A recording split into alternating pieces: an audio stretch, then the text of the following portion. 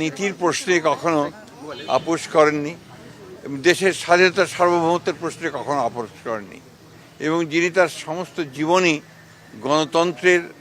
প্রতিষ্ঠার জন্য সংগ্রাম লড়াই করেছেন, কারাভোগ করেছেন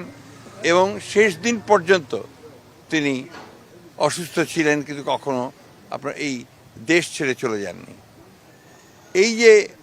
দেশের প্রতি ভালোবাসা, মাটির প্রতি ভালোবাসা, মানুষের প্রতি ভালোবাসা, এটাই সমস্ত মানুষকে আলোড়িত করেছে এবং তার এই দেশের এই ক্রান্তি লগ্নে যখন তার অভিভাবকত্ব সবচেয়ে বেশি প্রয়োজন ছিল সেই সময় তার চলে যাওয়ায় মানুষ সেই কারণেই সবচেয়ে মর্মাহত হয়েছে এবং তারা সেই কারণে দেশনেত্রীর নামাজে জানা যায় তার আত্মার মাগফিরাতের জন্য তারা সমবেত হয়েছে, চোখের পানি ফেলেছে এবং অত্যন্ত এই আশা নিয়ে গেছে যে তার এই চলে যাওয়ার মধ্য দিয়ে দেশের মানুষ গণতন্ত্রকে প্রতিষ্ঠার দিকে যে